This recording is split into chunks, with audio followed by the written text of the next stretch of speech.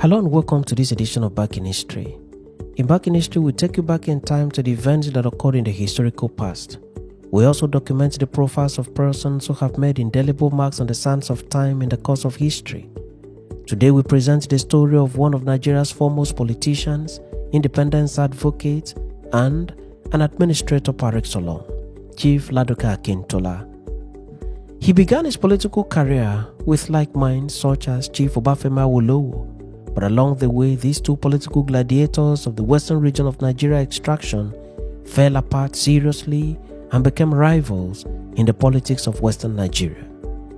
It is not clear if they had settled their differences privately before their departure to the great beyond. Chief Akintola was still in his vibrancy and still full of life, and certainly not done with politics and administration when his life was cut short by the bullets of the planners and executors of Nigeria's first military coup, which was staged in January 1966. It was a bloody coup by every description, with scores of very important persons in politics, civil service, and the military sent to early graves. Ladoke Akintola was one of the victims, and his death remains painful to many till this day. Akintola was an enigma of a man. He was a Baptist-led preacher, a Yoruba fundamentalist, eloquent speaker, former editor of daily service newspaper, school teacher, railway worker, attorney at law, a brilliant administrator, and the second and last premier of the western region of Nigeria. This video takes you round the trajectory of his life from his birth to his untimely death. He was only 56 years old at the time of his death. Welcome to this edition of Back in History. Samuel Akintola was born on 10th July 1910 into a family whose attributes were wealth, valor, courage, and bravery. His father was Akintola Akimbola. His mother was Akonke. His father Akintola was a trader who descended from a family of traders.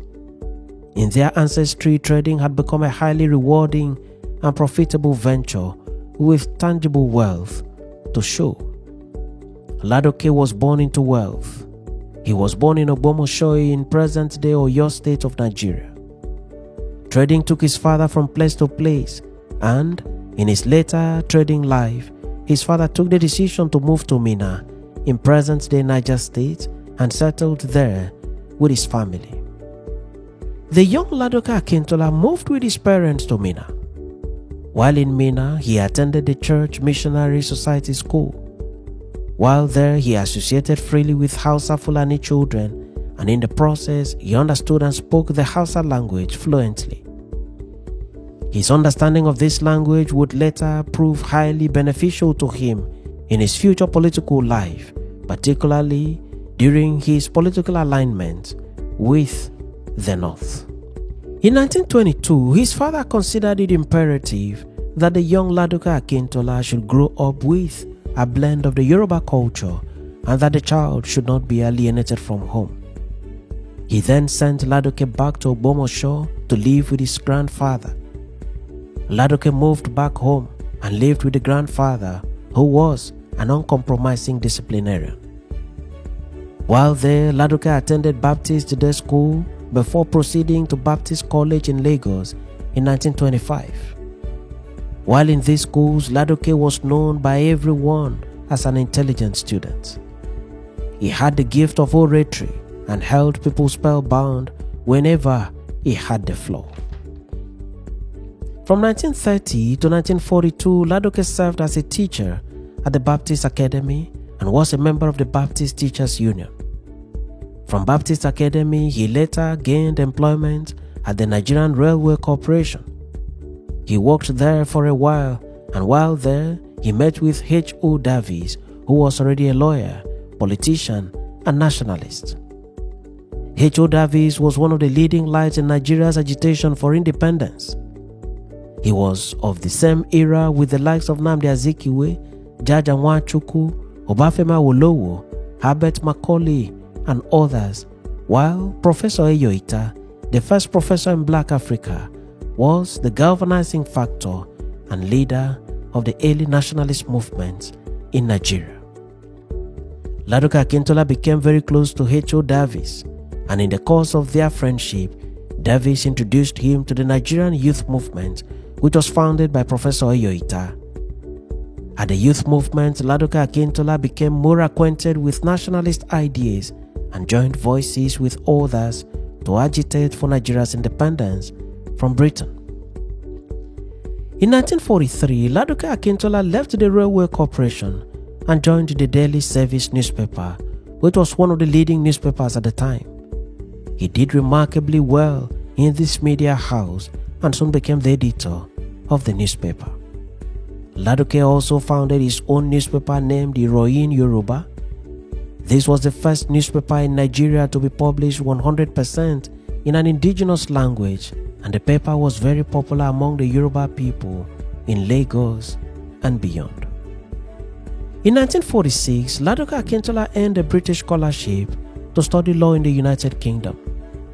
He completed his studies in 1949 and was called to the Nigerian bar. He then returned to Nigeria and began his legal career. In 1952, he formed a partnership with Chief Chris Ogumbanjo and Chief Bode Thomas and Michael Udesanya. The law partnership became well known and attracted several clients cutting across the various divides of the Nigerian society. It was one of the first known legal partnerships in Nigeria's history. Ladoke Akintola soon developed interest in politics and began to associate with like minds. At this time, he was a full-fledged barrister with a thriving law practice. He knew that Nigeria will one day and soon become an independent country, and that the need will surely arise for the indigenous people of Nigeria to assume the political leadership of their country. He then teamed up with like minds to form the Action Group. This was a political movement led by educated Nigerians from the western region of Nigeria. By agreement of its founders, Obafemi Awolowo emerged as the leader of the Action Group, while Ladoke Akintola emerged as the legal advisor. In 1953, Ladoke Akintola climbed up the ladder and became the national deputy leader of the group. The group worked really strong, and soon Action Group became a force to reckon with. Eventually, some windows were opened by the colonial government, allowing the indigenous people of Nigeria to take part in leadership, especially at the legislature. The House of Representatives of Nigeria was created at the center in Lagos, while the House of Assembly was created at the regions. Ladoke Akintola won election on the platform of the Action Group to the House of Representatives at the center in Lagos. While there, he served as Minister of Health and later served as Minister of Communication and Aviation. While in charge of the aviation sector, Ladoke Akintola was instrumental to the founding of Nigerian Airways. In 1958, he traveled to Holland to source for airplanes for Nigeria Airways. Ladoke did so well in the offices he occupied. While Akintola was at the center in the House of Representatives, Obafemi Awolowo was at the region as the Premier of the Western Region. At this time, Ladoke Akintola and Obafemi Awolowo had no issues. They worked together for development and did so harmoniously. As independence became more realistic, Chief Obafemi Awolowo, Premier of the Western Region, relinquished his seat as Premier and moved to the center in the hope of gaining the needed majority to become the Premier and leader of the highly anticipated new country. Unfortunately, his party, the Action Group, could not secure the needed majority. Awolowo then became officially the leader of opposition at the center. At this time, Nigeria practiced parliamentary democracy. Ladoke Akintola, a serving member of the Federal House of Representatives and deputy leader of the Action Group, was asked by his party, the Action Group, to vacate his seat at the House of Representatives and return home to contest election to the State House of Assembly for him to succeed Awolowo as Premier of the Western Region.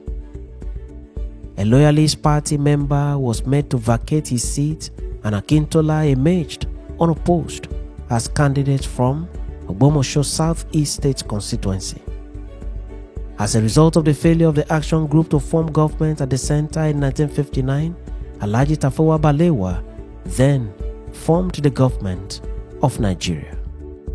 Ladoke Akintola, having now become a member of the Western House of Assembly, was officially called upon by the governor of the Western Region, Sir John Rankin, to form a government by 15th December 1959. Ladoke then relocated from Lagos to Ibadan to serve as Premier of the Western Region. Ladoke Akintola had no private home in Ibadan and had not lived in Ibadan before except as a visitor. Chief Obafemi Awolowo, all through his period as Premier of Western Region, did not live in government house but lived in his house at Okebola, Ibadan. There was then the need to look for accommodation that would serve as the Premier's lodge for Ladoke Akintola. By March 1960, a disused and dingy house formerly used by one of the colonial masters was discovered and refurbished in the Yaganku government residential area, which then became the Premier's Lodge. Ladoke lived in this house as Premier between March 1960 and January 1966, when the volley of bullets were hurled at him by the military coup plotters of 1966. History has it that the group that invaded Ladoke's residence was led by Captain Nwobusi of military barracks Abeokuta. Ladoke Akintola was brutally murdered in the invasion. In an irony of history, the Premier's Lodge, where Akintola's life was cut short, later became the Court of Appeal Ibadan Division, until recently when it relocated to the new Court of Appeal complex at Dioyo, Ibadan. The period between 1960 and 1966 were periods of the greatest political upheavals, intrigues, power play, subterfuge, innuendos, and deep hatred in the Western Region of Nigeria. Chief Obafemi as former Premier and Chief Ladoke Akintola as incumbent Premier soon became political enemies. It got to a point that Chief Akintola no more went to Awolowo's house at Okebola for political meetings, as had always been the case. He insisted that all political meetings must be held at the Premier's Lodge. This, Chief Obafemi Awolowo found very insulting and embarrassing. Some analysts have stated that the feud between Awolowo and Akintola is also traceable to their wives. Ladoke's wife was Chief Mrs. Federera Ladoke, while Awolowo's wife was Chief Mrs. H.I.D. Awolowo. While her husband was a Premier of the region, Mrs. Awolowo was a major distributor of certain commodities, and Coca-Cola was the number one of the items she distributed in the region. But when Chief Awolowo went to Lagos as opposition leader, Mrs. Federera Akintola insisted on taking distributorship of these products because of the belief that it was her right as the wife of the new Premier, but Mrs. Awolowo would not let go of her distributorship. The Coca-Cola warfare and acrimony then spilled to the party, where Awolowo saw Akintola as a rebel and a betrayer, and on the other hand, the Akintola group saw Awolowo as being too dictatorial. Many other factors also led to the crisis. Gradually, the cracks within the Action Group were widened as a result of the rift between Akintola and Awolowo. On the 27th day of May 1966, 66 members of the House of Assembly out of 112 members passed a vote of no confidence on the Premier, which was to be concretized by a meeting of the House to debate the vote of no confidence. The session of the House was disrupted. The Speaker of the House, Honorable Adeleke Adedoyin, after summoning the House to an emergency session, had barely spoken after the introduction of the motion by Chief Adebiyi when Honorable S.A. Tinubu from Iresi in present-day Ogun State grabbed a handbell, ringing the bell non-stop and causing commotion in the house. Honorable Emmanuel Ibubedike, an Igbo man from Ozubulu in present-day Anambra State, representing Ajeromi Badagry Ifelodun constituency, grabbed the mace and broke it into pieces, whilst Chief Adebiyi took a chair and hit Honorable Kensington Momo on the head, which also narrowly missed the speaker, Honorable Adeleke's head. As this was going on, Honorable E.O.K. from Ogbomoso Southwest constituency started shouting, "Fire on the mountain! Fire on the mountain!" There was mayhem and pandemonium. At this point, two premiers had emerged, Chief Ladoke Akintola and Alhaji Dauda Adegbenro. Akintola had earlier been removed by the governor of the Western Region, Governor Desoji Aderemi, on the ground that he could no longer command the support of majority of members of the House of Assembly following the interpretation of Section 33 Sub 10 of the Western Region of Nigerian Constitution, which stated that, quote, the governor can remove the premier when it appears to him that the premier no longer commands the respect of majority members of the House of Assembly. Chief Dauda Adegbenro had thus been announced as the new premier. Akintola physically fought his removal. On the orders of the governor, the office of the premier was locked amidst tight security. Chief Lekon Salami, personally in the full glare of the public and the press, broke down the door of the office of the premier to allow him access to the office. This incident was popularly referred to as Akintola Taku, meaning Akintola refuses to go, which was also named after a stubborn lemongrass. The situation degenerated and something needed to be done urgently. On 29th May 1962, following this disorder in the Western Region, the federal government headed by Prime Minister Tafawa Balewa dissolved the Western Nigeria House of Assembly, imposed an emergency rule on the Western Region under the Emergency Power Act 1962, and appointed his personal physician, friend and Minister of Health, Dr. Moses Majekudumi, as administrator of Western Region till further notice. The administrator placed restriction orders on prominent politicians in the Western Region. Chief Obafemi was restricted. Chief Samuel Ladoke Akintola was also restricted. Chief Rosiji and Chief F.R.A. Williams were also restricted. In 1962, Chief Samuel Ladoke Akintola took the matter of his removal to the High Court under Justice Kwashi Ido, a Ghanaian, then as the Chief Judge of the Western Region of Nigeria. The Chief Judge refused to listen to the matter and rather sent it to the Federal Supreme Court for interpretation of Section 33 Sub 10 of the Constitution of the Western Region. The Federal Supreme Court interpreted the section in favor of Akintola and declared his removal as null and void. Alhaji Dauda Adegbenro filed an appeal to the Privy Council in London. It was upheld that the governor had the right in his capacity to remove Akintola as premier, but Akintola, in a surprise political maneuvering, convened an emergency meeting of the House of Assembly and passed a law which amended Section 114 of the Western Region Constitution by abolishing appeals from the Western Region, going beyond the Supreme Court of Nigeria. Adegbenro's victory dance was therefore aborted. In January 1963, Chief Samuel Ladoke Akintola came back as Premier of the Western Region with his new party, UPP, with a new major agreement with NCNC, which later metamorphosed into NNDP. A new office of Deputy Premier was created for the NCNC in accordance with the major understanding, and Chief Remi Fani-Kayode, an equally brilliant lawyer, emerged as Deputy Premier.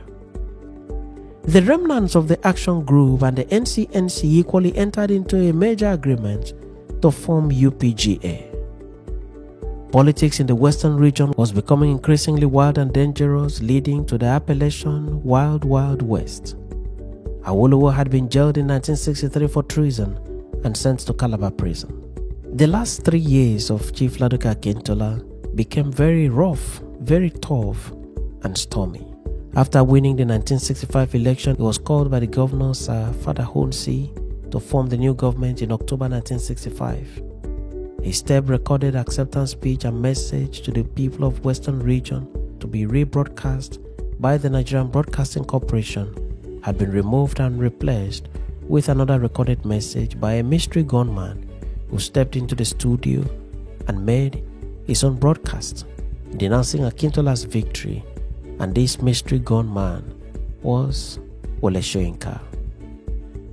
Soyinka was arrested and charged to court before the then newly appointed judge of the High Court of Western Region, Justice Kayode Esho, as he then was and later retired Justice of the Supreme Court of Nigeria. Samuel Ladoke Akintola's former partner in chambers, Michael Odesanya, later a judge, was Wole Soyinka's defending attorney. There was widespread arson and killing of people known to be supporters of Awolowo or Akintola. Indeed, the situation in the Western Region was far from pleasant. It was turbulent in every material particular. Akintola was disillusioned, more so as he had lost his first daughter to the cold hands of death in a rather inexplicable way. Chief Samuel Ladoke Akintola was in this state of disillusionment when, on the 13th of January 1966, he went along with Chief R.O.A. Akinjide, then NNDP Secretary General and Minister for Education, to meet with the Premier of the Northern Region, Ahmadu Bello, and also the Prime Minister, Tafawa Balewa, with Lieutenant Colonel Bogo Lagema of the Ibadan Garrison, also at the meeting. He, like a clairvoyant, warned the Premier and the Prime Minister of the impending doom. On the 14th of January 1966, he told his wife, Faderera, to proceed to Ogbomoso residence for a private visit of Emperor Haile Selassie of Ethiopia, who was on an official visit to Nigeria. The British Prime Minister Harold Wilson, at the Commonwealth Prime Ministers Conference in Lagos in January 1966, warned the host of the conference of an impending military insurrection and offered the Prime Minister Tafawa Balewa asylum in one of the British warships in the Atlantic Ocean. The Prime Minister rebuffed this intelligence and considered the fears and apprehensions as mere hearsay and unfounded. In essence, Prime Minister Tafawa Balewa did not believe that there was a coup in the offing against him or against any political leader in Nigeria. In the early hours of 15th January 1966, the military struck, and after picking Deputy Premier Fani Kayode in the same Yagangu neighborhood, moved to the Premier's lodge where Akintola was shot and killed. Fani Kayode was lucky; he was spared. On the same day, Prime Minister Tafawa Balewa, Minister of Finance Ukoti Ebo, and Sir Ahmadu Bello, one of his wives, and some military officers like Brigadier Demalogun, Colonel Ralph Shodeinde, Lieutenant Colonel Abogo Lagema, Commander of the Ibadan Battalion, and several other officers were killed. This marked the violent end of the First Republic in Nigeria and the beginning of military interregnum that did not end effectively until 1999. It is worth mentioning that the Premier of the Eastern Region of Nigeria, Dr. Michael Okpara, the Premier of the Midwestern Region, Dennis Osadebe, and the Ceremonial President of Nigeria, Dr. Nnamdi Azikiwe, were not touched by the massacre. Dr. Nnamdi Azikiwe had earlier before the massacre gone on a medical vacation before the army struck on the 15th of January 1966. Chief Ladoke Akintola was later buried in his compound in Ogbomoso on 23rd January 1966, with the entire community wearing a sad, sober, and mournful look. Nigeria had indeed lost a consummate politician. Chief Samuel Ladoke Akintola was a federalist in a pluralist society and had always requested the national government to reflect all shades of opinion, even whilst serving as editor of the daily service. He believed in a federalist society where the Hausa Fulani of the northwest would relate freely with the Yorubas of the southwest and the Igbos of southeastern Nigeria and the Efiks and Ijaws of the south-south Nigeria. Some analysts have argued that if Chief Awolowo had not relinquished his position of premier with the ambition of becoming prime minister in 1960, Ladoke Akintola would probably have remained a federalist and national politician. Others have stated that his emergence as premier of the western region offered him a unique opportunity of affecting his people more directly. But judging from the positions he held before becoming premier and from his alliance with the UPN, his advocacies for the alignment of the West with the other regions, and his general political disposition, one may be right in describing Chief Ladoke Akintola as a politician with a nationalistic mindset. He believed in the growth and development of the Western region where he served as premier, but also believed that the West was better off aligning with others across the country. Some persons disliked Chief Ladoke Akintola for his face-off with Chief Obafemi Awolowo, which later degenerated into a full-blown crisis. Others admired him so greatly and saw him as a towering political figure who did his best in his times in office. Chief Ladoke Akintola was known for his intellect, eloquence, commitment to education, general development, and many more. He was one of the leading political figures by every assessment. At Chief Akintola's first appearance in the House of Assembly after emerging as a premier, the leader of the House, Honorable J.O. Adebiyi, described Akintola as, quote, a man of varied careers who has been a teacher, a journalist, a lawyer, before his exalted position as head of government.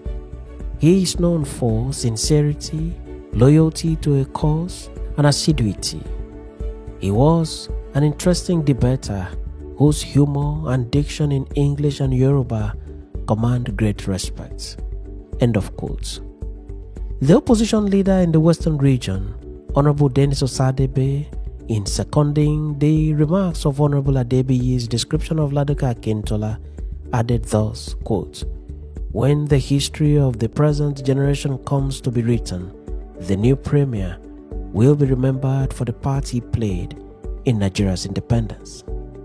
Chief Obafemi Awolowo, after the London Conference of 1953, described Samuel Ladoke Akintola as, quote, an able lawyer, a brazen and affable character who cannot be rebuffed easily, if at all.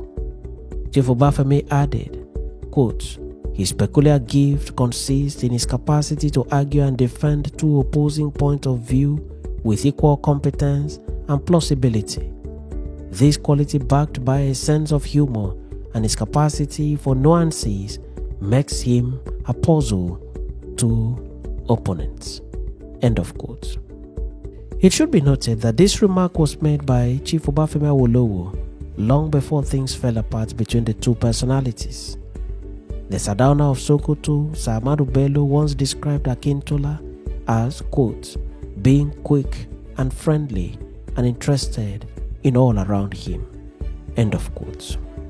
At his funeral in Ogbomoso, tons of tributes poured in like rainwater from several persons. His death was a horrific event, and his funeral was not a time to do politics. It was a sober moment for all.